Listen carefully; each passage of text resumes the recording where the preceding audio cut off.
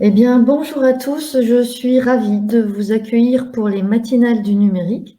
Je suis Corinne Spilios, directrice de la performance chez Orano et surtout présidente de la commission numérique du GIFEN.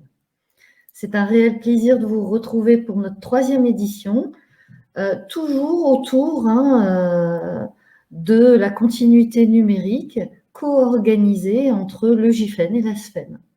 Pour cette 3e édition, nous poursuivons notre thème de la continuité numérique en allant explorer des expériences dans le domaine de l'exploitation et de la maintenance.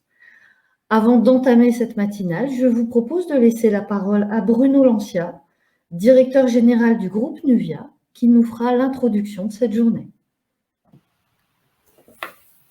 Bonjour à tous, merci Corinne et merci à l'ASFEN et au GIFEN de me permettre d'être avec vous ce matin. Je suis heureux et aussi ravi d'introduire ce 3e volet donc des matinales du numérique, dédié ce matin à la continuité numérique en phase de maintenance et d'exploitation. Les outils numériques en phase de construction ont été évoqués lors de la précédente édition, avec entre autres des enjeux, comme on l'avait vu, associés aux approvisionnements, des systèmes informatiques de pilotage de chantier qui permettent d'intégrer les défis de l'entreprise étendue, et aussi le déploiement de modélisation 4D, on parle même de 5D, de 6D, au service de la construction. En fait, toutes les évolutions numériques évoquées lors de cette phase de construction sont également au cœur de la phase de maintenance et d'exploitation. Et c'est ceci d'autant plus marqué lors d'opérations telles que le grand carénage chez EDF. Donc, en phase de maintenance et d'exploitation, nous abordons donc des problématiques aussi d'efficacité opérationnelle de nos installations nucléaires. Et afin de maintenir ces conditions opérationnelles optimales pendant des dizaines d'années, puisqu'on est sur une période de temps long, il est primordial pour nous, pour nos grands donneurs d'ordre, de capitaliser toutes les données et toutes les évolutions successives lors de ces opérations de maintenance et d'exploitation. S'ajoute à cela un enjeu, on est dans la continuité de la gestion des données, et donc aussi bien, on l'a vu en phase amont de construction, mais il y a aussi la phase aval de démantèlement, et il est nécessaire d'avoir aussi cet historique pour permettre ces opérations de démantèlement futur.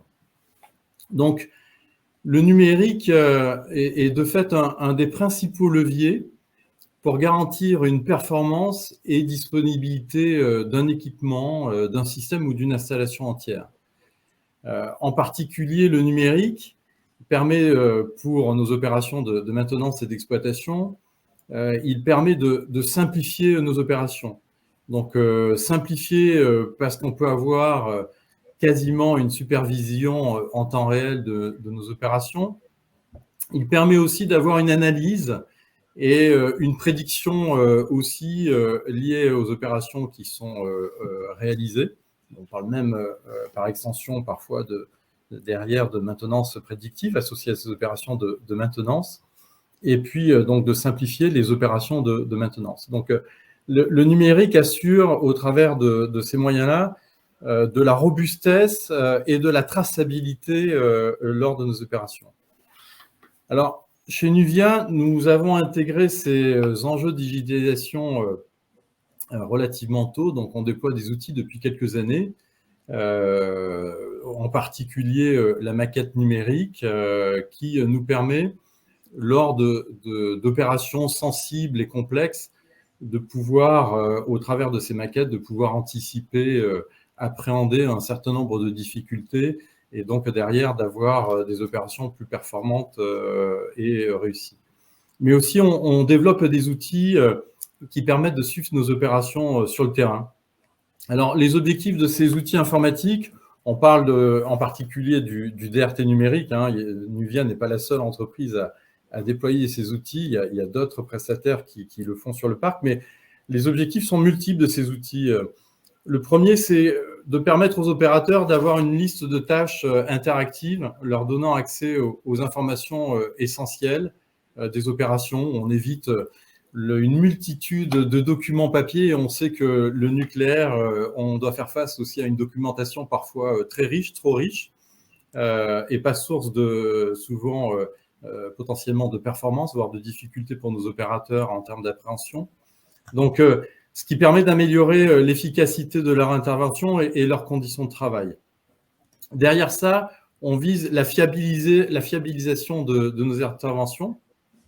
Je l'ai dit tout à l'heure, mais on a suivi quasiment en temps réel des opérations par une compilation automatique des données, voire une analyse aussi en temps réel de ces données. On a aussi l'opportunité de collecter du REX par ces data et de faire réellement, au travers de ces données structurées, un retour d'expérience qui est plus difficile quand on a uniquement du papier. On a beaucoup plus de difficultés à assurer du retour d'expérience sur la base de ces papiers. On a des outils qui sont aussi paramétrables et qui permettent d'intervenir sur des multisites au travers de différents clients. Et puis, ces outils facilitent la communication entre toutes les parties prenantes. Donc, je dirais la continuité numérique en phase de maintenance et d'exploitation s'intègre dans une démarche opérationnelle qui repose sur la collecte des données de production. Et cette ambition de performance sous-tend des enjeux de conduite de changement, aussi bien chez les prestataires, c'est aussi une révolution, voire une révolution en termes d'organisation et d'outils de travail, des enjeux d'intégration d'outils dans un écosystème numérique, on parle d'entreprises étendues, et des enjeux de transversalité entre les différents acteurs. On a les prestataires, on a les grands donneurs d'ordre, mais on a aussi des tiers parties qui peuvent être des organismes de contrôle ou l'autorité de sûreté. Donc tout ça donne une très grande aussi complexité lors de déploiement de ces outils. Donc tout le monde est concerné, les exploitants, les intervenants, les bureaux d'études, les bureaux d'ingénierie, les prestataires, voire les fournisseurs. Donc c'est grâce à ces échanges entre les différents acteurs que chacun peut et doit contribuer à la mise en place d'un écosystème numérique performant, à inscrire dans la continuité de ces nouveaux usages. Alors, il y a des usages aussi qui sont à venir et qui sont en cours de déploiement, mais on parle de la connectivité et de la mobilité sur site. On a parlé de la digitalisation et le suivi de la documentation technique, qui est un véritable enjeu pour nos opérateurs sur site. Et cette transformation numérique, c'est un enjeu dans le cadre de démarches d'amélioration de la qualité. On a aussi l'usage des informations issues des capteurs couplés aux données d'ingénierie et historiques pour analyse. On parle de jumeaux numériques, de maintenance prédictive associée à de l'intelligence artificielle. On parle aussi de géolocalisation des équipements à contrôler, où on peut avoir du coup une géolocalisation et un référencement automatique qui permet d'éviter aussi parfois ce qui peut arriver des sources d'erreurs. Et puis un sujet qui concerne la formation de nos opérateurs par la réalité augmentée. Et derrière tout ça, il ne faut pas oublier aussi la cybersécurité. Ce sujet a été évoqué à plusieurs reprises, mais plus on va étendre les solutions digitales, plus la cybersécurité deviendra aussi un sujet. Et donc, c'est un vrai enjeu dans le cadre du déploiement de solutions digitales aussi pour la maintenance et l'exploitation. Donc, comme vous voyez, les solutions sont nombreuses. C'est des projets très structurants qui assurent cette continuité numérique en phase de maintenance et d'exploitation. Alors, je pense que vous allez découvrir d'autres solutions et d'autres propositions dans le cadre de ces échanges. Et donc, je laisse la parole à Corinne pour la suite de cette matinale. Merci beaucoup, Benoît, pour cette introduction et de nous montrer, de nous partager les expériences riches au sein de Nuvia. Avant d'entrer dans le vif du sujet et de lancer les présentations, je voulais vous rappeler un peu le principe. On va avoir à chaque fois 20 minutes de présentation. Dès le début des présentations, vous pouvez poser vos questions dans le chat QR, questions-réponses en haut de votre écran, ce qui me permettra de regarder un peu les questions que vous vous posez, de les relayer après la présentation auprès des intervenants. Mais tout de suite, je voudrais laisser la parole à Renaud Donner et à Jean-Eudes Guillot-Godefroy. Alors, Renaud Donner a 6 ans d'expérience dans le nucléaire.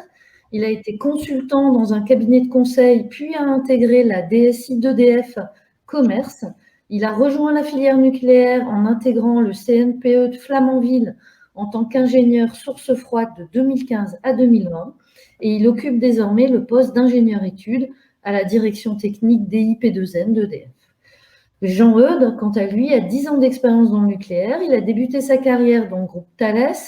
En 2010, il devient responsable du département automation France d'Alstom Power. En 2015, il rejoint Assystem. Depuis 2019, il est le directeur du pôle ingénierie digitale, pôle au service de la transformation digitale d'Assystem et de ses clients. Et nous sommes partis pour 20 minutes de présentation. Je vous rappelle, vous pouvez poser vos questions et que ensuite, bien sûr, le replay sera à disposition sur notre chaîne YouTube de la SFEN et du GIFEN. À vous, Jean-Eudes et Renaud. Bonjour à tous. Bonjour à tous. Merci Corinne pour la présentation.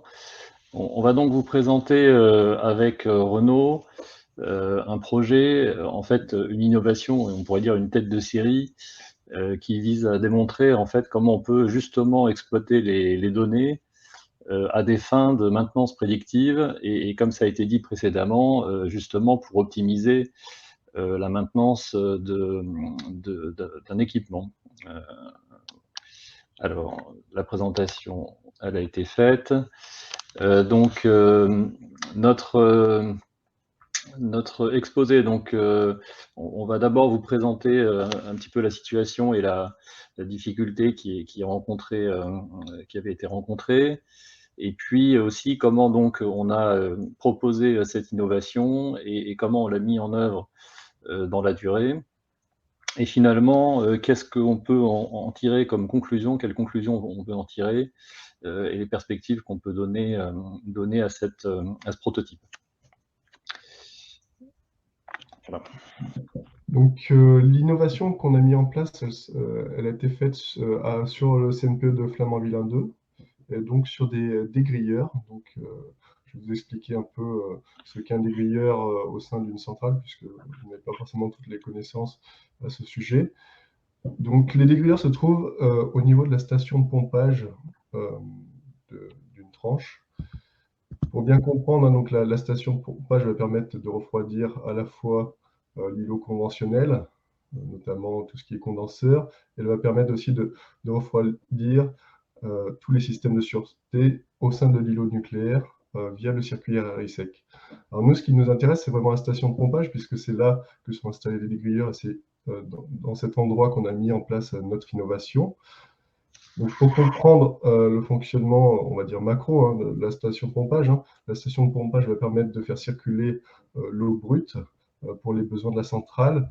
Et donc, ce qui est important, c'est de pouvoir filtrer cette eau avant de l'envoyer dans nos circuits.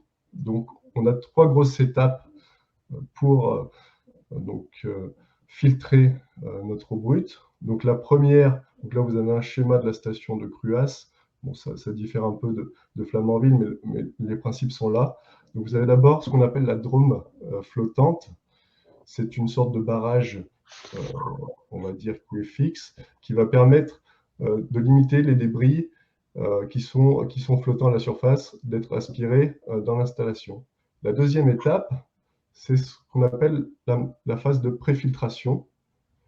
Cette phase de préfiltration est réalisée grâce à des grilles à barreaux fixes, qui sont, on va dire, c'est une préfiltration un peu grossière, où là, on va enlever les plus gros débris. Donc, ça peut être les bouts de bois, les algues et divers débris variés. Pour ces grilles, on imagine bien, vu les débits en jeu, qu'elles ont tendance à se colmater. Et donc, on va faire appel à un système de dégrilleurs pour venir nous les décolmater. Donc, on verra en détail le fonctionnement après. Et enfin, la dernière étape de filtration, c'est la filtration fine, qui est réalisée en général avec des tambours filtrants. Ça peut aussi être réalisé avec des filtres à chaîne. Et donc, l'ordre de grandeur de cette filtration, c'est l'ordre de quelques millimètres. Donc, si on revient vraiment déjà sur le fonctionnement d'un dégrilleur, pour bien que vous compreniez ensuite l'innovation qu'on a mis en place. Donc, les dégrilleurs vont permettre de décolmater une grille. Alors, le dégrilleur est composé d'une benne avec des dents pour enlever ce qui se trouve entre les barreaux. Et donc, cette benne est fixée un treuil. Le treuil va permettre de descendre le dégrilleur à la verticale au fond de l'eau. Une fois qu'il sera au fond de l'eau, il va basculer de manière horizontale afin de remonter à l'horizontale et éliminer l'ensemble des débris qui sont sur la grille. Une fois qu'il aura remonté en haut à l'extérieur de l'eau, et ben, ce dégrilleur va déverser tous ces déchets dans une benne ou bien dans une goulotte d'évacuation des eaux usées. Donc là, sur le schéma de principe, vous avez quelque chose qui est un petit peu différent de ce qui est fait à Flamanville, c'est qu'en plus, vu que les grilles sont très, très, très grandes, il faut que le dégrilleur se déplace petit à petit de manière longitudinale pour finalement décolmater toute la grille. À Flamanville, c'est un peu différent. Les grilles sont fixes et le dégrilleur suffit en lui-même à décolmater de la grille en une seule fois. Donc c'est la petite différence par rapport à ce qui est fait à Cruas. Donc, je fais juste un petit détour là, ici, sur les principes de maintenance, pour vous dire que, en fait, ce que vous voyez donc en rouge, en haut à droite, la maintenance corrective, ce qu'on comprend bien, c'est quand un équipement ou d'ailleurs un logiciel, ou peu importe l'objet, en fin de compte, est en défaut, donc on doit intervenir pour corriger ce défaut. Généralement, il y a une panne ou il y a une interruption de service à ce moment-là. La maintenance préventive, c'est ce qu'il y a complètement à gauche en jaune, ça consiste à intervenir de manière régulière sur les équipements avec un calendrier généralement qui est fixé par les équipes de maintenance ou par le fournisseur de l'équipement, et puis à des fréquences régulières, de sorte qu'on cherche en fait justement à éviter les pannes. Et puis au milieu, vous avez cette idée de maintenance prédictive qui consiste en fait à essayer d'intervenir au plus juste, au bon moment, et en fait seulement quand les activités de maintenance sont nécessaires, plutôt qu'à des dates prévues ou à des dates régulières. Et donc on va voir après dans la suite comment on peut arriver à faire ça. Donc sur les dégrilleurs, hein, donc la problématique qu'on a, et puis vous pouvez l'imaginer, hein, c'est que ces matériels ont été conçus en même temps que les centrales, donc avec les matériels qui existaient il y a 20, 30 ou 40 ans. Donc ces matériels sont très peu instrumentés et ils sont surtout soumis à une ambiance très corrosive, hein, puisqu'ils sont immergés, pas en permanence, mais plusieurs heures chaque jour, hein. Et en plus, ils sont soumis à une forte corrosion, lorsqu'ils travaillent notamment dans l'eau de mer, forcément, les conditions sont encore plus difficiles. Alors, on a du mal, avec la maintenance préventive, à fiabiliser ces matériels existants, parce que finalement, on est tributaire d'un certain nombre d'éléments extérieurs. Typiquement, lorsque les conditions météorologiques sont mauvaises, on va avoir forcément plus d'arrivées de colmatants, et donc les dégrilleurs vont être plus sollicités. Et donc on voit bien que la maintenance préventive, qui est à périodicité fixe, ne permet pas justement d'anticiper des éventuels aléas météorologiques. Donc on a demandé donc à Système, notre partenaire, de nous trouver une solution pour pouvoir justement instrumenter et suivre de manière précise le fonctionnement d'un dégrilleur lorsqu'il est hors de l'eau et sous l'eau, pour pouvoir justement anticiper les signaux faibles qui vont à terme nous dégrader ou nous casser notre matériel, pour anticiper la maintenance ou adapter la maintenance préventive si on se rend compte que le matériel fonctionne de manière optimale.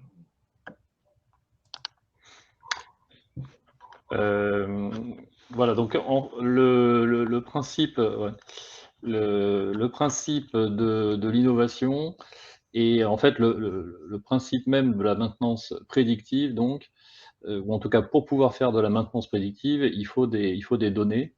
Et comme ça a été dit par Renaud, donc la première chose à faire, c'est d'instrumenter l'objet qu'on veut maintenir, en l'occurrence le dégrilleur, et de collecter un certain nombre de données pour arriver en les corrélant et en regardant si on peut arriver à déterminer des tendances, à pouvoir agir de manière préventive sur l'équipement.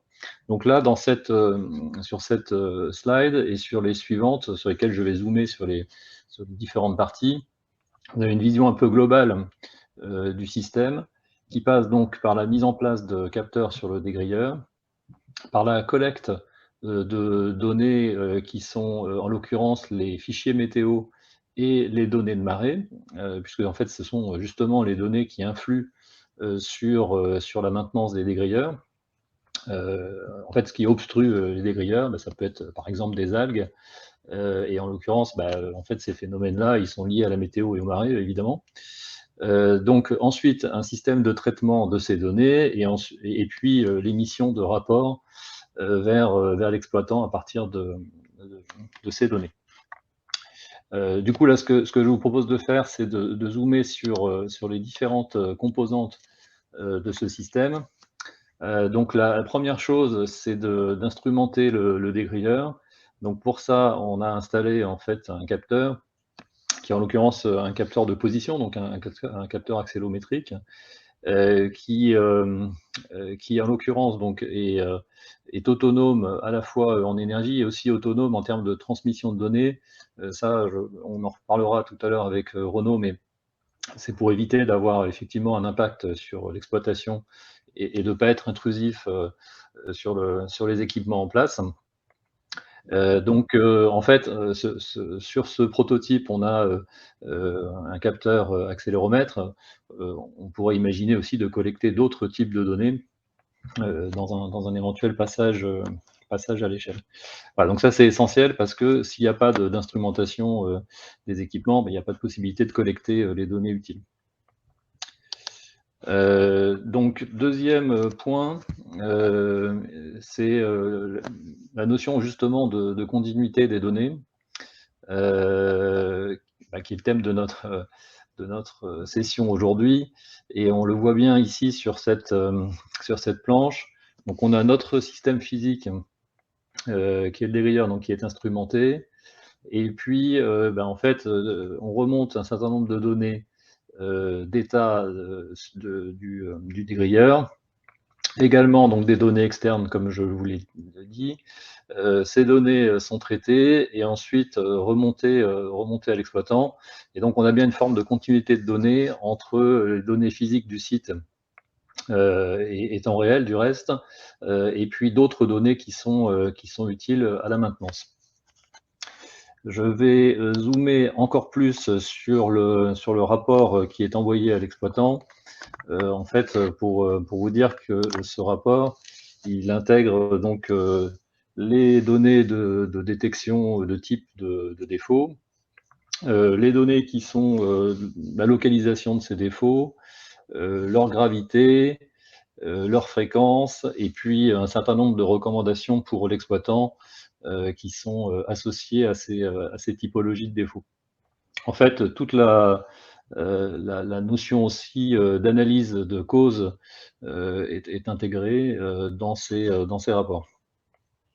Voilà, donc ensuite, le travail qui est fait par les data scientists, c'est justement d'arriver à trouver en fait des séquences, d'arriver à trouver des patterns, comme on dit en anglais, c'est-à-dire des tendances en fait, qui permettent finalement, à partir de la corrélation de ces données, d'en conclure que certains événements se produisent systématiquement en fonction de certaines situations. Donc, typiquement, donc, les algorithmes qui avaient été mis en place permettaient de détecter différents types de défauts par rapport à un site de référence qui était réputé comme fonctionnel. Donc déjà, on pouvait savoir si le dégrilleur était en régime normal ou en régime marche forcée. Ça veut dire qu'il travaillait en continu puisqu'il y avait potentiellement beaucoup d'algues ou parce que ça avait été choisi par l'opérateur.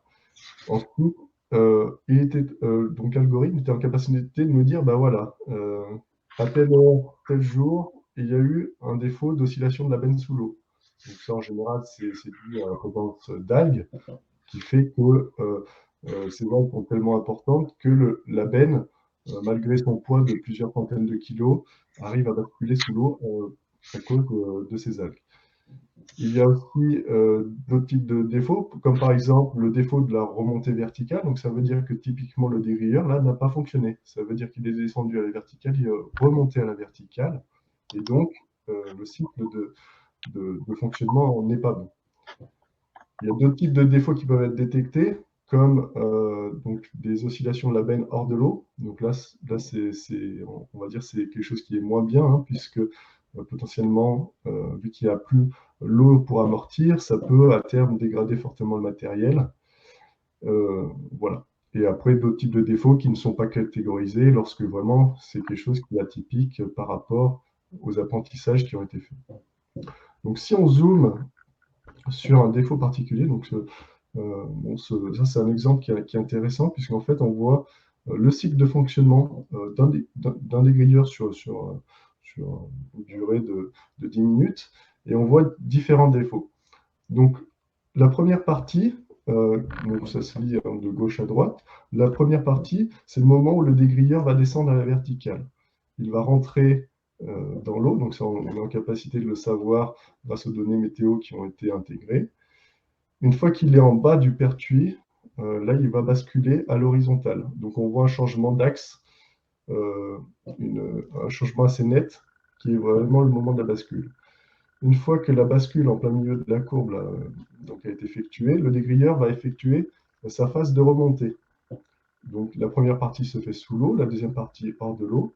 Et on voit un premier problème, c'est que sous l'eau, donc, la benne a tendance à osciller. Et elle tend à revenir dans sa position verticale. Donc là, ça veut dire clairement qu'il y a quelque chose qui se passe au niveau des grilles.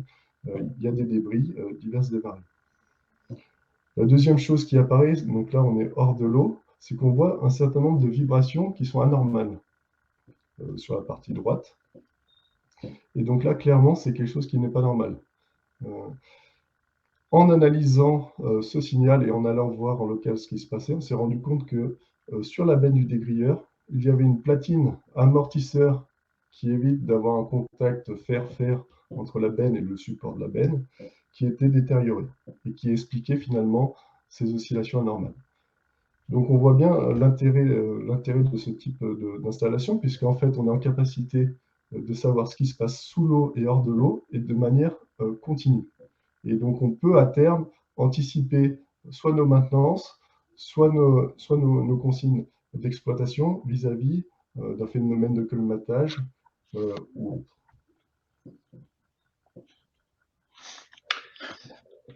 Je vais vous présenter sur les deux planches suivantes la manière dont on a mis en œuvre ce projet et sur la durée également. Et vous voyez que même pour une innovation et pour une tête de série, tout ça prend un petit peu de temps. Donc à partir de l'idée qu'on s'est donné, le projet qu'on s'est donné avec EDF, donc au milieu de l'année 2018, nous avons travaillé avec des partenaires, donc à la fois sur le développement du capteur intelligent qui est aussi assez prototypaire, et puis sur l'hébergement des données chez un partenaire également, qui nous fournit également une plateforme qui permet de traiter et d'aider au traitement de ces données. Donc ensuite, toute une phase de déploiement et d'initialisation. Puis donc d'identification des paramètres, en fait tout le travail donc des data scientists que j'ai évoqué tout à l'heure, la conception des rapports d'exploitation, et puis finalement une phase de mise en production et d'exploitation.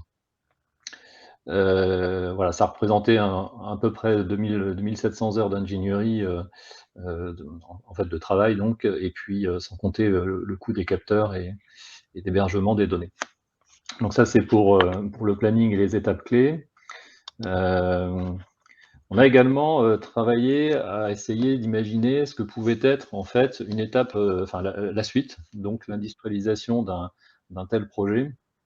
Donc ce que vous avez en fait en bleu au milieu, les deux étapes de cas d'usage, finalement, c'est ce qui a été réalisé dans le cadre de ce projet, c'est-à-dire l'instrumentation des dégrilleurs, et puis les phases d'acquisition et d'exploitation des données. que je vais pas détailler ici. En fait, la réflexion, c'était sur qu'est-ce qu'il faudrait faire pour industrialiser. Et donc, en fin de compte, les étapes avant, préliminaires, ce serait de travailler une ingénierie de maintenance, définir un programme en fait d'ingénierie de maintenance, et puis les étapes suivantes ou finales, c'est toutes les étapes de définition des activités de réparation, de requalification des équipements qui seraient nécessaires. Donc c'est ça qu'il faut penser pour avoir une version industrielle du projet, sans parler de l'industrialisation elle-même, bien sûr, par exemple des capteurs qui seraient plutôt dans les étapes du milieu.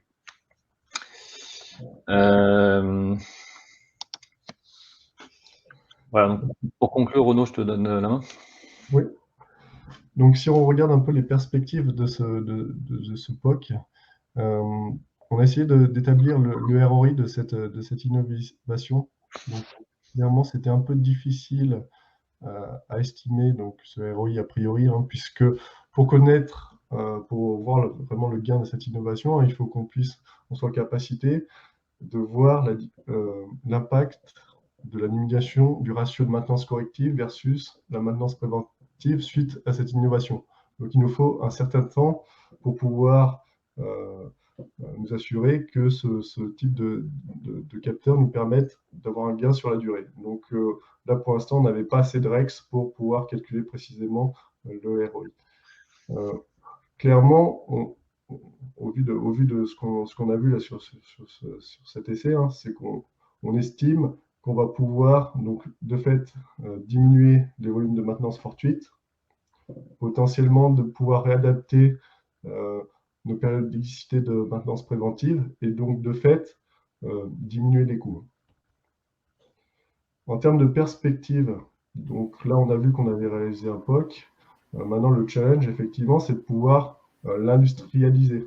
C'est pouvoir que ces capteurs soient installés dans l'installation et soient de nouveaux types de capteurs. Ça, c'est quelque chose qui prend du temps, qui nécessite un certain nombre d'exigences à respecter, notamment d'un point de vue sécurité du SI. Donc ça, c'est quelque chose qui prend du temps. Après, là, on a fait un focus sur un type de matériel. Après, par rapport à ce qu'on a installé, on voit clairement que potentiellement, on pourrait installer ce type de capteur sur des endroits qui ne sont pas instrumentés au sein de nos centrales. Donc, on peut imaginer, bon, bien sûr, des machines tournantes pour détecter de la vibration sans installer des connexions filaires. On pourrait aussi imaginer notamment monitorer les coups de bélier sur des parties de l'installation où on sait que telle ou telle tuyauterie est plus sensible aux coups de bélier et anticiper justement la maintenance ou la visite de ces tuyauteries si on se rend compte qu'on a dépassé telle ou telle accélération à un moment donné de notre exploitation. Et enfin, ce qui serait vraiment, on va dire, le must-have, hein, finalement, c'est de pouvoir, ces données hein, de nos des accéléromètres qu'on a installés, ce serait pouvoir à terme les déverser dans un lac de données contenant l'ensemble des capteurs d'installation. Parce que ça, c'est des choses qui existent. Et si on pouvait justement agréger ces nouvelles données à ce lac de données, là, on pourrait imaginer encore d'autres choses beaucoup plus poussées, comme de la corrélation de données entre, par exemple, le fonctionnement des grilleurs et des données de débit, de pression ou de perte de charge à tel ou tel endroit d'installation. Et donc, on pourrait faire ce qu'on appelle, et qui existe hein, déjà, hein, c'est l'e-monitoring entre paramètres corrélés pour justement détecter des dérives lentes et anticiper la défaillance. Voilà, et puis le dernier mot peut-être, c'est en fait, la maintenance prédictive, ce qu'on a démontré, c'est qu'on pouvait incarner cette notion-là. En même temps, ce qu'on a vu aussi, c'est que heureusement peut-être, il n'y a pas vraiment de solution pour que la machine elle dise exactement quand est-ce qu'il faut intervenir et à quel moment, et tout ça en automatique. Et en fait, notre système, ce qu'il a démontré, c'est que c'était possible, mais que aussi cette notion de maintenance préventive, elle restait là, parce que finalement notre solution, elle génère aussi des informations ou des alarmes qui sont utiles pour l'opérateur, pour son plan de maintenance. Et donc, la conclusion aussi, c'est que quelque part, on reste un petit peu entre les deux, avec les plans de maintenance, et c'est très bien, mais aussi un système qui, grâce à l'exploitation des données, permet d'anticiper un certain nombre de pannes. Merci beaucoup Renaud et Jean-Eudes, c'était vraiment très intéressant. Alors j'ai beaucoup de questions, donc je vais essayer d'être assez synthétique, et si vous voulez bien faire aussi des réponses assez synthétiques, de manière à pouvoir un peu toutes les exprimer. Donc la première question, c'est bien sûr la suite, c'est-à-dire est-ce qu'il est déjà prévu, alors que vous avez lancé la maintenance prédictive sur un composant, des prochaines étapes, de le lancer à plus grande échelle, un déploiement déjà défini? Qu'est-ce que vous avez prévu? Est-ce que pour l'instant vous analysez le POC ou vous prévoyez déjà les prochaines étapes? Donc là, effectivement, on est dans la phase d'analyse, puisqu'on a vu que ça marchait. Maintenant, il y a des réflexions sur cette industrialisation au sein du CNP de Flamanville. Voilà, maintenant, c'est à eux aussi de voir et d'étudier le gain et ce que ça pourrait apporter en termes d'exploitation, de réduction des coûts pour justement aller plus loin et développer sur ce type de matériel, voire d'autres. Voilà. Mais à date, pour l'instant, il n'y a que le POC qui a été mis en place. D'accord, c'est très clair. Alors, j'ai plusieurs questions sur les algorithmes. Que ce soit quel type d'algorithme ou de logiciel vous utilisez pour traiter les données. J'ai aussi, est-ce que les algorithmes sauraient détecter un peu des modèles qui ne sont pas encore appris et donc ils extrapolent, ou alors est-ce que en fait les algorithmes sont élaborés à partir des expériences du passé? Et puis aussi une question sur comment on maintient les algorithmes en exploitation quand il n'y a plus l'équipe de développement qui est présente. Alors, ça fait beaucoup de questions, effectivement. Alors, les algorithmes, on les a développés sur la base d'une plateforme et avec un partenaire qui s'appelle Sadji, et c'était noté sur la présentation. En fait, c'est un partenaire qui permet en fait de travailler avec nous sur la préparation, le traitement, la visualisation de ces données. Les algorithmes en question, en fait, ils sont complètement spécifiques. Puisque là on est sur un objet unique, ça utilise les principes du machine learning, comme on dit, donc le fait de faire de l'apprentissage à la machine et de trouver des corrélations. Ensuite, sur la maintenance de ces algorithmes, en fin de compte, donc là on est resté sur une tête de série, mais si on imagine une industrialisation, comme tout logiciel finalement, parce que c'est de ça dont il s'agit, en l'occurrence, bon là c'est un système dont il s'agit, mais on maintient en fait ces applicatifs comme on maintient un logiciel, c'est-à-dire que si jamais il y avait des bugs ou des défauts, on les corrigerait. Et puis, s'il était nécessaire de faire des montées de version ou des nouveaux développements, bien, ça pourrait se faire dans le cadre de maintenance applicative. D'accord. Une petite question concernant la complémentarité entre maintenance prédictive et maintenance préventive. Est-ce que déjà, si on optimise la maintenance préventive grâce à vos informations, la garantie de l'équipement peut courir de la même façon avec nos fournisseurs d'équipement? Et est-ce qu'on pourrait avoir d'éventuelles dérogations aux exigences de maintenance préventive préconisées par le fabricant? Est-ce que vous vous êtes posé les questions? Peut-être que Renaud pourra compléter, mais sous l'angle un peu techno, c'est certain qu'à partir du moment, ces travaux-là se font nécessairement en lien avec les fournisseurs de technologie, puisque effectivement, s'il fallait déroger à leur plan de maintenance, on ne pourrait pas le faire. En tout cas, il faudrait le faire en lien et en accord avec ces équipementiers pour ne pas déroger aux conditions de garantie, en effet. Ça, c'est plutôt l'angle technologique. Et après, sur la vue de l'exploitant, Renaud, je vais te laisser la main. En effet, c'est une grande question, ça. Donc effectivement, suivant le type de matériel qu'on utilise, on n'aura pas forcément toute la latitude pour modifier telle ou telle maintenance. Si on a des équipements qui ont des exigences réglementaires qui sont importantes pour la sûreté, là effectivement, pour pouvoir adapter la maintenance, il faudra qu'on ait un dossier solide pour pouvoir le faire valider par les entités d'ingénierie nationale. Par contre, on a quand même un certain nombre de matériels, dont les dégrilleurs, qui ont leur propre programme de maintenance locaux. Donc, c'est chaque site qui définit tel ou tel programme de maintenance. Et donc là, on a tout à fait la main de les adapter, puisqu'ils n'ont aucune exigence réglementaire associée. D'accord. J'ai beaucoup de questions sur comment est-ce que vous avez fait en installant un nouveau matériel pour répondre à des exigences, que ce soit des exigences de cybersécurité, mais aussi des exigences d'exploitation vis-à-vis des équipements qui étaient présents. Qu'est-ce que vous avez eu comme contrainte et comment vous y avez répondu? Donc là, de la même manière, Renaud pourra compléter, mais comme on était dans un contexte de tête de série, on a voulu faire en sorte de ne pas être intrusif sur les systèmes en place. Donc le capteur, en l'occurrence, il est autonome, en fait, il est alimenté par des batteries. Il envoie ses données via un modem 4G, donc sur le réseau mobile. Pour être décorrélé en fait des installations existantes. Ça c'est le premier point. Et le deuxième point sur la cybersécurité, en fait, à partir du moment où on est sur des données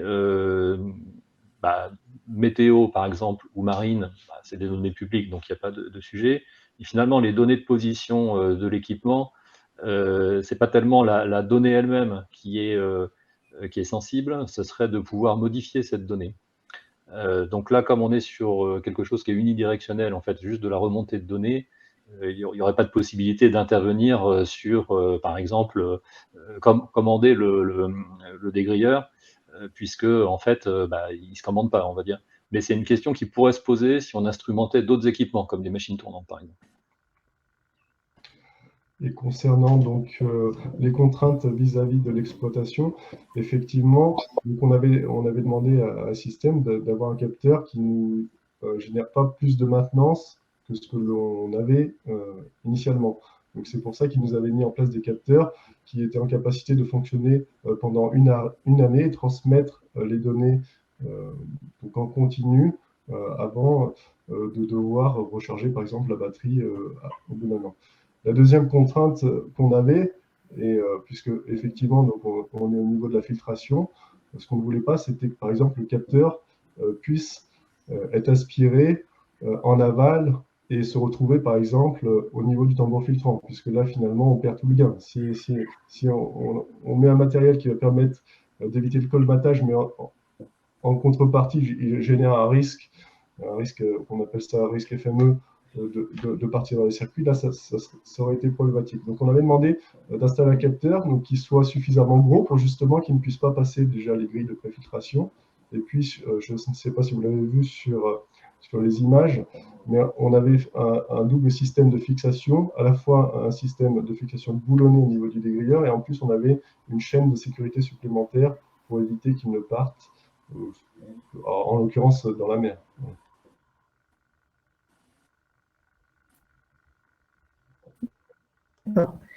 Une question un peu sur le quels pièges à éviter lors d'une première expérience, comme vous l'avez faite.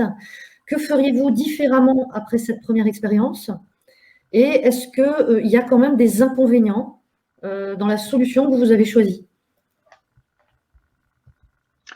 Donc, qu'est-ce qu'on aurait fait différemment? Je pense que dans la phase d'apprentissage, je ne sais pas si c'est dire qu'on l'aurait fait différemment, mais le fait est qu'on a, en mettant en œuvre ce projet, en tout cas du côté d'Assystem, considérablement augmenté notre expérience et expertise sur justement l'analyse des données, puisque vous avez vu dans le planning, c'est cette partie-là qui a pris beaucoup de temps pour arriver à trouver les bonnes corrélations les bonnes analyses de ces données-là. Donc c'est peut-être pas tant qu'on l'aurait fait différemment, mais on pourrait aller beaucoup plus vite maintenant puisqu'on a cette expérience-là. De la même manière, en fait, je pense qu'on a appris beaucoup sur l'industrialisation ou la préparation à l'industrialisation des capteurs, puisque celui qui a été installé donc, est un objet unique. Donc, je ne sais pas si c'est tellement on s'y est pris différemment, mais en tout cas, le fait d'avoir réalisé cette tête de série, ça nous rendrait certainement plus efficaces pour la suite. D'accord. Et une petite question qui est intéressante, c'est pourquoi est-ce qu'on n'a pas su récupérer des données existantes et pourquoi a-t-il fallu instrumenter de manière supplémentaire le dégrilleur?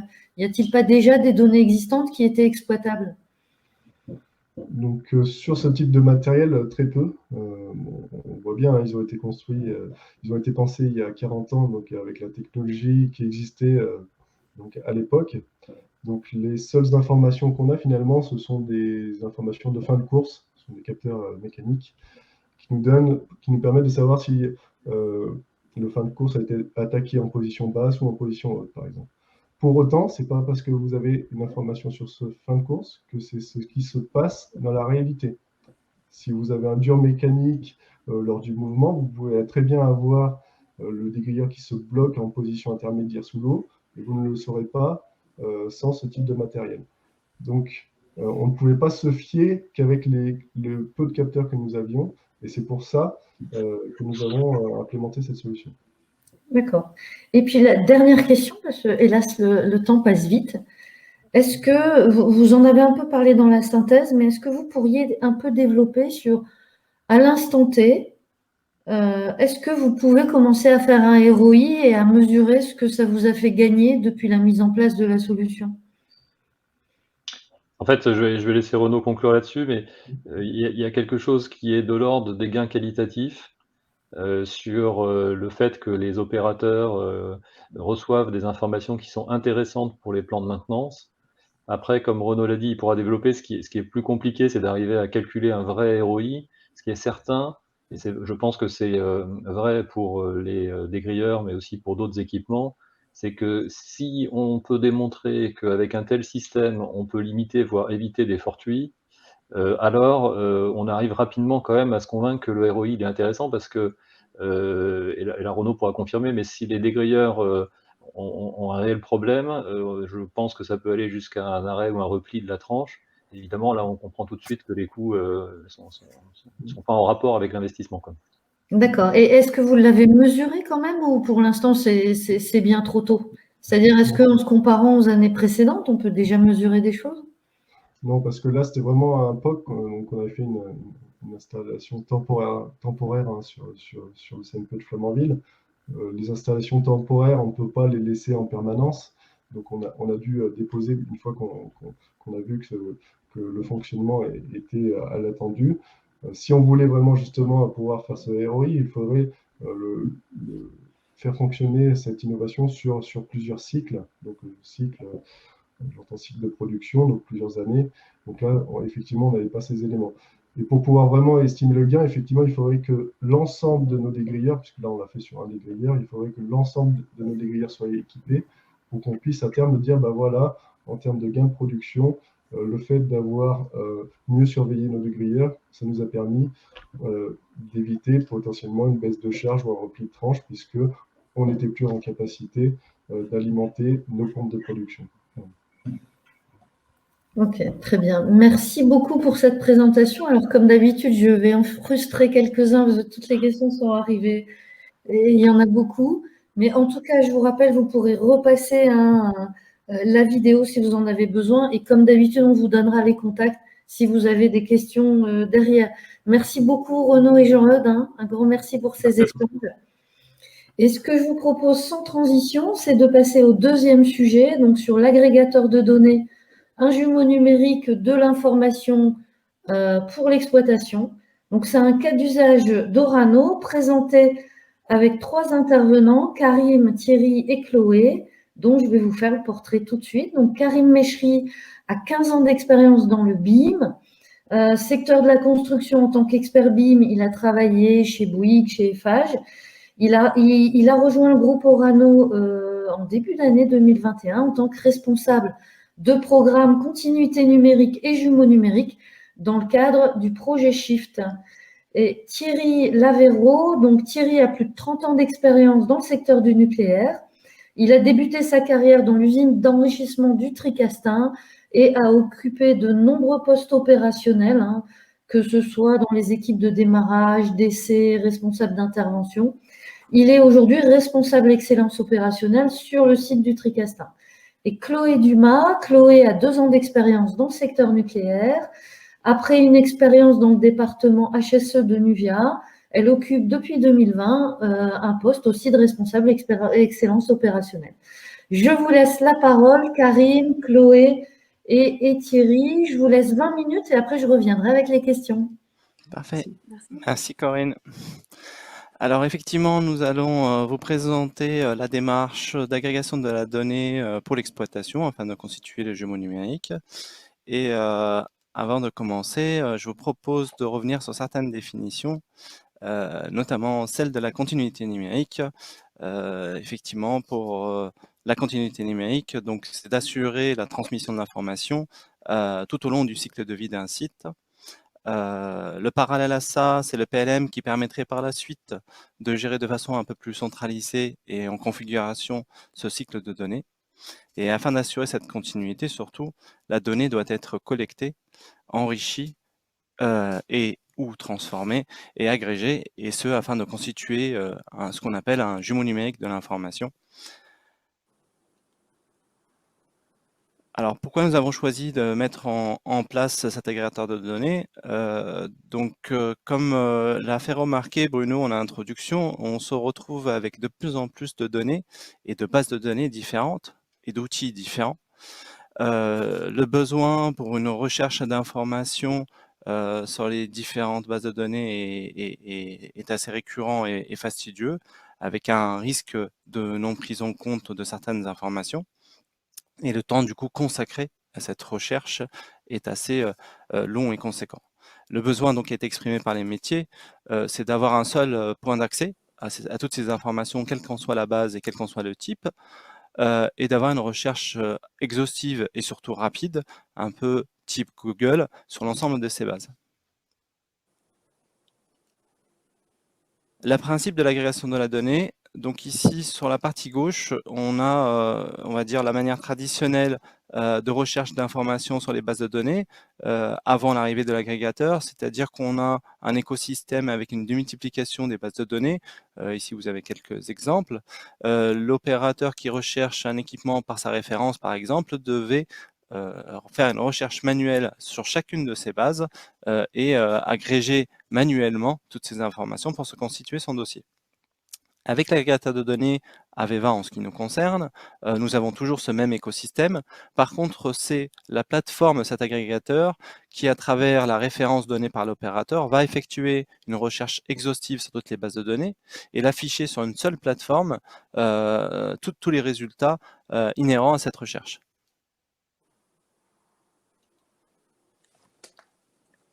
Comment est structurée l'infrastructure de cet agrégateur? Pour la mise en place d'Aveva AIM, donc Asset Information Management, c'est le nom du produit, 5 serveurs sont nécessaires. Un premier serveur qui est un serveur de connexion aux bases de données, donc c'est les connecteurs qu'on met entre l'outil Aveva et les bases de données sources. Un serveur de conversion de ces informations, en fait c'est une sorte d'autorisation de l'information, une reconnaissance des informations pour créer des liens entre les différentes bases et les différents documents. Un serveur de stockage de données, 1D et 2D, qui est mis à jour de manière journalière. Un serveur de stockage de données 3D qui, lui, pour sa part, mis à jour de manière hebdomadaire. Et un serveur applicatif qui, en fait, consiste à être l'interface avec l'utilisateur. Chez Orano, nous avons commencé donc un déploiement. On a donc l'agrégateur de données qui est opérationnel en ingénierie à Saint-Quentin-en-Yvelines. Il y a eu des POC sur les différents sites de la Hague, de Melox et de Tricastin en 2020 et 2021. Aujourd'hui, en 2021, nous sommes toujours en finalisation d'un pilote au Tricastin. C'est un sujet sur lequel je reviens en fin de présentation. Et nous envisageons un déploiement sur d'autres sites et surtout l'intégration d'autres bases de données en 2022. Je vous propose tout de suite de laisser la main à Thierry et à Chloé pour nous présenter donc le POC qui a été réalisé au Tricastin. Chloé, Thierry. Est-ce que tu peux le faire passer? On n'a pas la Oui. barre. Merci. Ah, pas de... Donc du coup, je vais vous présenter un petit peu le contexte pour le lancement du POC. Donc effectivement, de manière générale, le groupe se tourne vers l'usine 4.0, donc avec un souci de modernisation de ses outils digitaux. Cette transformation passe par la remise en cause de informatiques qui sont utilisés quotidiennement par les équipes. Les conditions. L'usine Philippe Coste, donc qui est l'usine de conversion de l'uranium à Tricastin. Le but était de choisir des échantillons. Effectivement, on ne pouvait pas prendre toute la base de données de l'usine, donc du coup, on a choisi une unité, l'U64, et 4 salles. Dans ces 4 salles, on a sélectionné des échantillons d'informations qui ont permis finalement d'avoir des données les plus représentatives de l'usine. Cette étude a permis de voir si l'outil était ergonomique et si c'était faisable dans une démarche de clarification donc, de la documentation. Donc, les données d'entrée ont tourné sur 3 axes principaux qui ont été la rapidité, la fonctionnalité et puis la fiabilité des données. La rapidité par la faisabilité d'accès aux données, c'est dans la limiter les clics. Ensuite, la fonctionnalité, c'est centraliser les données à un seul endroit, de par une seule base de données pour X bases de données. Et puis la fiabilité des informations croisées, c'est-à-dire que le flux d'informations va permettre de vérifier que les informations sont bien réelles et correctes. Donc, en résultat, on a eu un gain de temps. On espère permettre l'accès à toutes les corps de métier, c'est-à-dire que l'outil étant intuitif et ergonomique, cela doit toucher un plus grand corps de métier. Et enfin, on espère automatiser les indicateurs, c'est-à-dire qu'aujourd'hui, les personnes, des industriels, enfin, des exploitants, font des KPI, donc ils vont faire appel à plusieurs bases de données à la fois. Donc après, je laisse imaginer, ils vont donc croiser ces informations sous forme de tableau, ça prend un certain temps. Aujourd'hui, grâce à l'outil, on va pouvoir centraliser ces données et donc avoir un résultat en instantané. C'est ce que je vous le dirai par la suite. Merci. Donc là, c'est un verbatim du POC et des journées de l'innovation qui sont tenues à Tricastin il y a 2 semaines de ça. Donc, je ne vais pas vous citer tout ce qui a été dit, bien sûr, parce que ça va prendre du temps. Mais bon, on peut en citer quelques-uns comme facilité d'utilisation, canal d'information adapté aux besoins, mais également mise en place du produit. Donc, les gens, ils ont vraiment adhéré à ce produit parce qu'il est très facile d'accès. Et puis, en plus, il va permettre de faciliter grandement les informations et puis donc le travail sur tout ce qui est KPI ou recherche d'informations. Merci. Donc, du coup, je vais vous... Ah, voilà. Ah ouais. Alors, pour étayer les dires, donc quelques chiffres qu'on a pu vérifier pendant les essais sur la plateforme du Tricastin. Donc, on peut estimer en gros un gain de traitement de dossier qui est d'environ 25% de préparation. Donc, aujourd'hui, on est un site industriel, donc on a pas mal d'arrêts programmés ou de maintenance préventive. Donc, on fait pas mal de dossiers de préparation, donc 25%, c'est non négligeable sur l'ensemble des travaux. Et puis ensuite, une réduction du temps de recherche, forcément, puisqu'on a une seule base de données. Donc, on a estimé à 1/4 d'heure par jour, gagné par jour et par personne, pour une population de 100 personnes, qui représente en gros dans les 5000 heures d'économie d'heures. Voilà. Pour terminer, donc, les 3 points que je souhaitais mettre en avant, c'était la rapidité, le visuel et la simplicité. La rapidité parce que les résultats, donc, ils sont en quelques secondes au niveau de la visuelle. Visuel parce que l'information est sous forme graphique ou sous forme de données centralisées. Et puis simple parce que bon, la base de données est très intuitive, ce que je disais tout à l'heure, donc du coup, elle est adaptable à toutes les personnes. Voilà. Donc, pour reprendre un peu par rapport au périmètre, en 2021, donc du coup, Aveva va avoir accès à 3 bases de données qui est SAP, donc c'est tout ce qui est GMAO. Il va y avoir une base Planck donc, qui est présentée par Karim sous forme de Meridian et une base documentaire, donc Documentum. Ces 3 bases de données vont remonter donc dans l'outil Aveva sur une même interface. Le but étant que par la suite, on développe d'autres bases de données. Pour essayer d'illustrer un peu tout ça de manière plus concrète, j'ai rapidement fait un petit graphique qui reprend par exemple des informations qui peuvent être remontées dans Aveva. On va aller rechercher un poste technique, donc il peut être un équipement, un appareil, peu importe. On va retrouver déjà là où il se trouve sur l'installation, donc la salle. On va également retrouver, par exemple, l'avis de panne, c'est la demande exploitant sur cet équipement. On va retrouver tous les ordres de travail pour le mainteneur de cet équipement. On va pouvoir retrouver aussi tout ce qui est les composants, les pièces qui composent ce poste technique avec les stocks de pièces de rechange. On va aussi avoir tout ce qui est plan, donc de l'équipement, mais aussi là où il se trouve sur l'installation. Et enfin, tous les documents techniques, comme les modes opératoires, les notes techniques, les notes constructeurs. Là, ici, on a une représentation qui est très plan, alors qu'il faut imaginer que ça va beaucoup plus loin et qu'on a plutôt une architecture en toile d'araignée. Autrement dit, on va avoir un document technique, mais de ce document technique, on va pouvoir retrouver d'autres postes techniques qui sont associés. Dans le même sens, on va avoir des plans. Sur ces plans, il va y avoir d'autres postes techniques qu'on va pouvoir également retrouver dans les informations présentées. Donc, on voit aussi ici qu'on fait le lien entre les différentes bases de données, donc qui sont la GMAO, les plans et la base documentaire. Pour essayer d'illustrer un petit peu mieux tout ça, on vous a fait une petite vidéo que je vais vous commenter.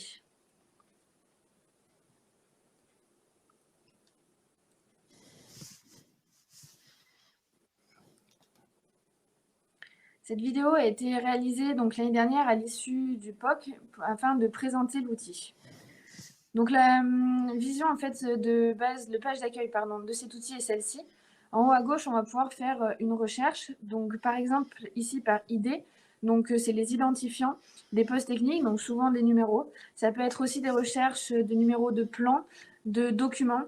Peu importe en fait, c'est une recherche par numéro. C'est une bonne recherche si on connaît déjà ce numéro. Donc comme là, par exemple, on retrouve la colonne de lavage. L'intérêt, c'est que, comme l'a dit Thierry, c'est que ça soit accessible à tous. Donc dans le cas où on ne connaît pas ce numéro, on va pouvoir faire la recherche par nom. Autrement dit, on va taper ici la colonne de lavage et on va retomber sur la même information. Ce qui permet finalement d'élargir le public qui sera touché. Et de plus, si on n'a pas la connaissance précise du numéro, on peut tout de même trouver l'information. Lorsque celle-ci est ouverte, on va pouvoir retrouver des données de base et extraites de Meridian et de Documentum, SAP, donc de la GMAO et des plans. Ces données ont été identifiées lors du POC avec les utilisateurs. Ces données sont des données de base qui peuvent être utiles au premier coup d'œil par les utilisateurs, notamment les instrumentalistes avec tout ce qui est armoire électrique ou autre. Ici, on voit les postes techniques. Donc, effectivement, on va retrouver l'arborescence en fait, des postes techniques avec ceux qui sont en amont et en aval de celui recherché. Dans la donnée SAP, on retrouve ce que je vous ai dit tout à l'heure, c'est-à-dire les heures de travail, les avis, la nomenclature, donc c'est les articles, les pièces, et les heures de travail. Dans les documents, on va avoir plutôt tout ce qui est base plan et documentaire, tels que les notes techniques, par exemple. Ensuite, on a la visualisation, donc ce qui permet en fait, l'outil permet d'ouvrir directement ce qu'on appelle un PID, donc c'est un plan sur le poste technique recherché. Par exemple, ici la colonne. La puissance de l'outil, c'est qu'on est capable de se déplacer dans ce plan, voire même d'aller cliquer sur un poste technique présent sur celui-ci et de remonter sur les mêmes informations qu'on peut voir ici. De plus, les mouvements dans les plans sont très fluides, ce qui permet un gain de temps évident. Je voulais vous montrer dans les données accessibles de SAP, donc on a parlé des autorisations de travail, des avis, des heures de travail, mais il y a également une nouveauté qui est la nomenclature. Autrement dit, ici, on peut retrouver tous les articles du poste technique. L'intérêt, c'est qu'on est capable de les ouvrir et d'avoir l'état du stock. Ce qui veut dire qu'on est capable de savoir en temps réel la quantité de stock qui est présente dans les magasins et si oui, où. Donc comme on peut le voir ici. De plus, pour reboucler un peu la boucle que je disais tout à l'heure avec la toile d'araignée, c'est que là, on a ouvert notre article, on est capable de remonter à tous les postes techniques dans lesquels cet article est présent.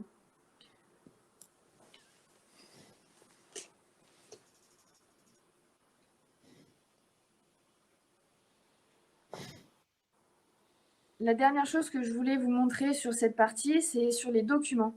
Effectivement, les documents, donc PID, on a vu qu'on pouvait passer par la visualisation, mais pour tout ce qui est documents, notes techniques, par exemple, on peut les ouvrir sans passer par l'application type ici Documentum.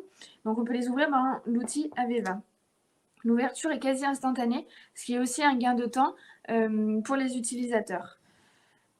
La puissance de l'outil est qu'il est capable de retrouver le poste technique qu'on a cherché par rapport à la référence dans les bases de données, mais pas seulement. Autrement dit, il est capable d'aller chercher à l'intérieur du document les endroits où le ou les postes techniques sont cités. Et ils sont remontés ici dans la petite partie en haut à droite. Là, je vous ai montré donc tout ce qui est remontée d'informations. Mais Aveva va aussi plus loin, dans le sens où elle est capable de faire des navigations par arborescence, de créer des ensembles de données, de faire des requêtes pour des recherches très spécifiques et aussi faire des rapports. Donc Thierry, vous l'avez évoqué tout à l'heure, l'outil va permettre de faire des indicateurs. Le gros avantage, c'est qu'en fait, on a plusieurs manières d'avoir un même indicateur parce que la base de données, notamment SAP, donc la GMAO, est tellement complexe que pour un même indicateur, on peut extraire la donnée de différentes façons. Ici, Aveva va en quelques secondes sortir un indicateur qui va être fiable et standardisé au niveau du tricastin. Par exemple, pour un titre d'exemple, cet indicateur qui est sorti ici, donc on voit en quelques secondes, mais 2 heures toutes les semaines à être sorti actuellement parce qu'il faut faire plusieurs extractions, plusieurs croisements de bases de données. Donc là encore, on voit que c'est un gain de temps évident. Merci Chloé. Il y a une dernière slide, Thomas, si on peut revenir. Hop. Alors, quelles sont les prochaines étapes? Donc aujourd'hui, je vous ai parlé tout à l'heure d'un pilote au tricastin. On se rend compte que l'infrastructure à mettre en œuvre pour l'agrégateur était quand même assez lourde, 5 serveurs à mettre en place. Et l'idée, c'est de démultiplier ce nombre de serveurs pour chaque BU concernant Orano, c'est d'avoir une mutualisation de cette infrastructure qui soit commune à toutes les BU, tout en assurant une fluidité de la donnée et s'assurant de la sécurité des informations. On souhaite également, donc en 2022, intégrer des nouvelles bases de données et des nouveaux sites donc, dans la continuité. Voilà. Merci beaucoup Karim, merci Chloé et Thierry. Ce que je vous propose, c'est de passer tout de suite aux questions. Je vous laisserai vous les distribuer entre vous. La première question, elle est importante. On voit l'effort d'amener tous les documents au maintenancier, par exemple, mais avez-vous eu besoin de faire appel à un expert en ergonomie ou à des spécialistes de l'UX ou autres pour vérifier que réellement l'interface homme-machine reste accessible et que ça apporte réellement quelque chose à nos maintenanciers?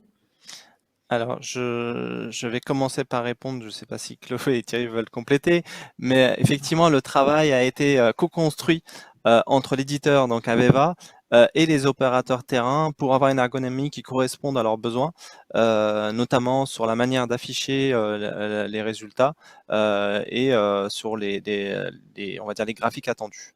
Donc, c'est une co-construction avec l'éditeur directement. Très bien. Comment est-ce que vous intégrez la mise à jour de la documentation? Alors, la mise à jour aujourd'hui de la documentation, donc comme expliqué dans le slide, elle est faite de manière journalière. Donc, il y a une mise à jour, c'est une première étape. La seconde étape, c'est ce que j'appelais l'ossérisation, donc la reconnaissance un peu des informations qui sont dedans pour faire le lien. Cette mise à jour n'est pas faite sur l'ensemble des données, elle est faite sur le delta, donc les modifications qui ont pu avoir lieu et les nouveaux éléments. Donc voilà, c'est comme ça qu'elle est gérée aujourd'hui. Alors, y a-t-il un lien entre cette démarche et les démarches de référentiel unifié de type Denodo à la Hague? Les gens sont très Ils sont précis. très précis. En fait, l'outil Denodo fait partie des bases qui seront connectées sur Aveva IM. Donc, il y a, on va dire, des échanges entre Denodo et Aveva IM. C'est des démarches qui sont concurrentes, mais pas complètement, on va dire, identiques dans le principe. Oui, et même plutôt complémentaire. C'est Complémentaire, ouais. un peu à compléter. Mais tout à fait, non, mais tout à fait. Comment sont gérés les connecteurs Aveva AIM avec les bases de données?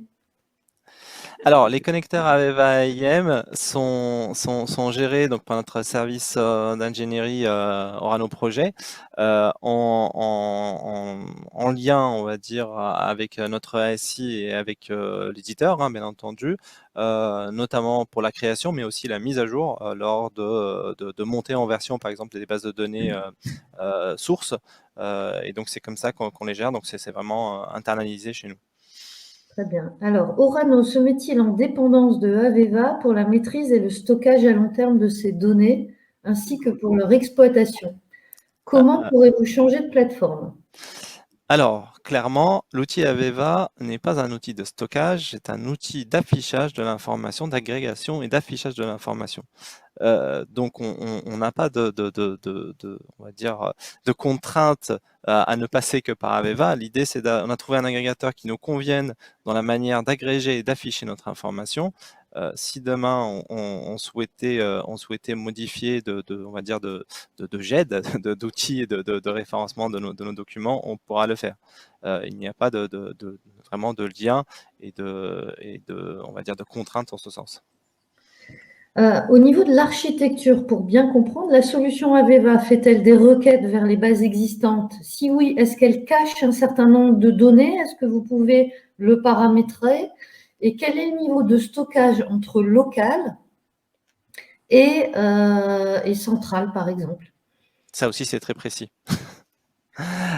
Effectivement, donc aujourd'hui, l'outil Aveva, donc requête, donc va chercher des informations sur les bases, on va dire sources. Une copie est faite donc en local avec de la métadonnée ajoutée. C'est ce que je parlais tout à l'heure des liens entre les différents documents, notamment sur les références. Les capacités sont, on va dire, structurées par l'infrastructure qu'on met en œuvre. Donc après, c'est nous qui dédions, on va dire, l'espace disque nécessaire pour pouvoir stocker ça de manière pérenne. Et est-ce un outil dédié aux équipes Orano ou le mettez-vous à disposition des intervenants sur le site du Tricastin? Je ne sais pas si Chloé ou Thierry veulent répondre. Le but, c'est de commencer par les équipes internes Orano, puisque ça va être eux qui vont d'abord tester, puisque ça commence en fin d'année. Après, effectivement, le but, c'est de l'ouvrir à tous, comme c'est d'aller sur les différentes installations du Tricastin, pas seulement sur l'usine Philippe Cos. Donc vraiment, c'est de l'ouvrir à tout le monde. Alors, si je peux compléter, parce que j'imagine que la question derrière, c'est les autorisations d'accès. On a un système de gestion des autorisations d'accès à la donnée qui peut limiter l'accès aux données en fonction des profils des gens. Très bien. Et une petite question sur le fait de mettre un agrégateur entre les bases de données et les intervenants. Est-ce qu'il peut y avoir des soucis de ralentissement ou de rafraîchissement ou de lenteur qui, en fait, mettraient en difficulté l'utilisation par les maintenanciers, par exemple? Tout à fait. Alors, c'est un point très important sur lequel on s'attache depuis le début, depuis le POC et surtout sur la phase mutualisation sur laquelle on est en ce moment. C'est qu'à minima, on ne veut pas que le temps de latence de la donnée soit plus long que quand on recherche sur la base source elle-même. Donc aujourd'hui, on est plutôt dans des temps, tout à l'heure Thierry parlait de quelques secondes, on parlait même de quelques fractions de secondes pour certaines données, ça dépend du poids, mais effectivement on a un temps très lent et on s'attache à ça notamment sur la mutualisation, sur ne pas avoir de goulot d'étranglement quand il y aura beaucoup d'informations qui circuleront, notamment quand on intégrera de l'information du type 3D, qui est une information qui est lourde en poids sur les flux, et du coup on dimensionne notre infrastructure en conséquence. Je pense qu'une dernière question. Est-ce qu'à aujourd'hui, vous commencez à voir l'intérêt aussi de cette solution entre les équipes d'exploitation et l'ingénierie? Alors, effectivement, c'est une passerelle qui permet de faire l'échange, ce qu'on appelle chez nous le handover entre la partie ingénierie et exploitation, qui permet d'avoir un support unique d'échange d'informations, d'une part. D'autre part, ça évite les problèmes d'interopérabilité des outils. On se doute bien qu'en ingénierie, il y a des outils un peu particuliers et qu'en exploitation, on n'a pas forcément les mêmes outils en face. Donc, des fois, il est compliqué de consulter cette information. D'où le passage par des formats tiers. Donc effectivement, c'est des solutions qui sont envisagées. On ne les a pas aujourd'hui éprouvées, mais c'est des solutions qui sont envisagées. Dans la phase de POC, comment vous êtes-vous assuré de la fiabilité, de la cohérence des informations présentées dans l'agrégateur par rapport aux bases de données? Je ne sais pas si Thierry ou Chloé veulent faire un retour là-dessus. Non. On n'a pas entendu la question en fait. Il y a Caro qui est passé du coup. Alors, dans la phase de POC, comment est-ce que vous avez validé que l'agrégateur de données remontait bien les bonnes informations et donc que les connecteurs fonctionnaient bien? En fait, ce qu'on a fait, c'est qu'on a déterminé des populations cibles, donc quelques personnes qui connaissaient, très bien les bases de données, les informations qu'ils souhaitaient remonter. C'est comme ça aussi qu'on a identifié celles qui étaient pertinentes à remonter, ce qui reboucle un peu avec la question tout à l'heure de l'ergonomie et finalement des informations utiles pour les utilisateurs. Et ensuite, eux connaissant très bien les données testées, on a pu voir si ça marchait ou pas. Donc en fait, derrière tout ça, on va rajouter des conditions d'affichage. Un exemple, par exemple, c'est sur la base documentaire. Pour un même numéro de document, on va avoir plusieurs versions. Comment être sûr que Aveva remonte la version validée? C'est simplement qu'on va rajouter des paramètres derrière où l'outil va aller filtrer la dernière version, celle qui est valide. On peut imaginer ce même principe pour toutes les données qui ont été identifiées. Une petite question un peu plus technique pour Karim. Pourquoi a-t-il fallu 5 serveurs physiques et pourquoi est-ce qu'on n'a pas su mutualiser sur un même serveur? Alors, c'est le principe de fonctionnement de l'éditeur. Donc, il fonctionne comme ça. Donc, les 5 serveurs sont alloués à des tâches bien particulières. Donc, il y a 2 serveurs de stockage, on va dire, pour la 1D, 2D et 3D. Donc, ils sont séparés parce que leur interrogation, on va dire, par le dashboard, par l'interface utilisateur est différente. Il y a ensuite toute une partie de conversion, d'ossérisation et de reconnaissance et de lien, de création de métadonnées clairement sur les documents qui sont récoltés. Et une partie, on va dire, plus visualisation, dashboard, donc d'interface utilisateur qui existe. Mais c'est la structuration de l'outil qui exige ce genre de mise en place et d'infrastructure. On a essayé au mieux de réduire le nombre de serveurs physiques, mais avec l'éditeur, on se rend bien compte qu'autant donné la quantité d'informations qui vont devoir circuler, on a besoin d'une infrastructure composée de 5 serveurs. Si vous deviez refaire le POC ou alors en termes d'anticipation par rapport au pilote que vous êtes en train de déployer, qu'est-ce que vous feriez différemment? Alors de différemment,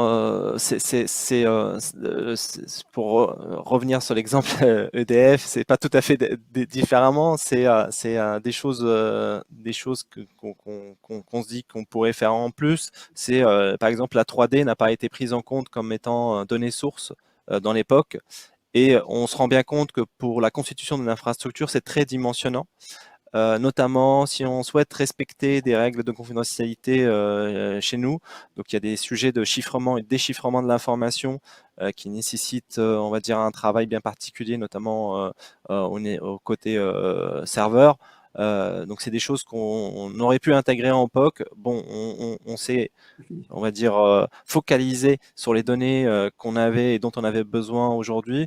On ne s'est pas projeté sur des données qu'on est en train de construire, mais je pense que c'est des éléments qu'on aurait pu introduire au POC et qui auraient pu être dimensionnants pour nous. Mais bon, c'est une chose qu'on fait maintenant dans la mutualisation. On va peut-être le faire plus tard. Exactement. J'espère, côté exploitation. J'ai encore 2 questions, puis je vois qu'on a encore quelques minutes. Alors, combien d'utilisateurs lors du POC? Combien d'utilisateurs sur le Tricastin? Et combien d'utilisateurs à terme pour le groupe Orano? Combien d'utilisateurs pour le POC? Alors en fait, il y a eu une trentaine de personnes qui ont été mises à contribution pour évaluer donc l'ergonomie, les données importantes, qui ont permis aussi de faire les échantillonnages des données. Et ensuite, des utilisateurs tests, il y en a eu 11 qui ont eu, eux, vraiment testé la plateforme finale, donc celle que je vous ai présentée. Voilà. Pour après les utilisateurs sur le site, donc ça serait, on avait compté entre 100 et 150 personnes à peu près, à savoir que par rapport aux licences, donc c'était par rapport aux jetons, autrement dit, on ne limite pas l'accès à la plateforme en nombre de personnes, mais plutôt en personnes les utilisant en simultané. Donc on peut même viser plus large. C'est très clair. J'ai une question complémentaire. Vous n'avez pas parlé de données financières. Est-ce que vous pouvez nous donner quelques notions, au moins pour le POC? Quel a été l'investissement? Alors, je ne sais pas si côté Tricastin, vous avez des informations. J'ai plus les chiffres en tête. Bon, c'est pas- Comme ça. En plus, c'est Michel Arwachan, je crois reconnaître la personne qui pose la question, donc il reviendra vers moi. Très bien. Bon, on pourra quand même, Karine, peut-être, proposer quelques ordres de grandeur en réponse aux questions après la matinale. Ce sera Tout à fait. intéressant. Je pense qu'on arrive au bout des questions. Je peux encore laisser quelques secondes si certains avaient une frustration, mais je pense avoir eu le temps de toutes les poser. Et merci beaucoup d'avoir été synthétique dans les réponses, parce qu'on a pu quand même en poser une bonne dizaine. Ça, c'est super. Donc, une dernière question. Non, j'en vois pas arriver. Peut-être une dernière question sur l'archivage.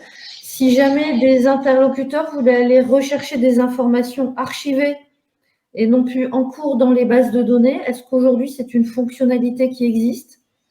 Alors, en l'état, elle n'existe pas, mais techniquement, on va dire de manière vraiment SI, c'est juste une connexion à faire avec la base de données d'archivage. Donc, la possibilité est là, mais on ne l'a pas mise en œuvre. Très bien. Ben, je vous propose de conclure sur cette partie-là. Merci beaucoup, Chloé, Thierry et Karim. Merci. Non seulement pour votre présentation, mais pour les nombreuses questions que nous avons eues. Et merci pour vos réponses très claires et synthétiques.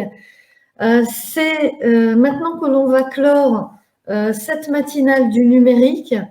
Je voudrais déjà remercier tous les participants et peut-être en profiter, puisqu'il nous reste quelques minutes avant ma conclusion, pour poser une question à Bruno qui a été posée lors de la première partie, qui est, Bruno, est-ce que vous pouvez un tout petit peu nous éclairer sur les différents cas d'usage en réalité augmentée que Nuvia a mis en œuvre? Alors, il y a une première formation qui a été faite, c'est la formation des caristes. En fait, ce que l'on fait aujourd'hui, qu'on accompagne, entre autres, hein, ça ne remplace pas la formation évidemment traditionnelle, en plus qui est réglementaire, mais ça permet de la compléter et de la faire de façon plus périodique, et en même temps de pouvoir inclure des personnes qui ne sont pas obligatoirement caristes, mais pour leur donner une sensibilité sur les risques liés à l'environnement de l'usage de ce type d'équipement. Donc ça, c'est une première étape. Une deuxième étape qui va être lancée aussi prochainement, c'est la formation des pontiers polaires, où évidemment, on a peu l'opportunité d'avoir des ponts polaires à disposition dans nos entités à nous. Donc le seul moyen de le faire, c'est de le faire chez notre client, en l'occurrence EDF.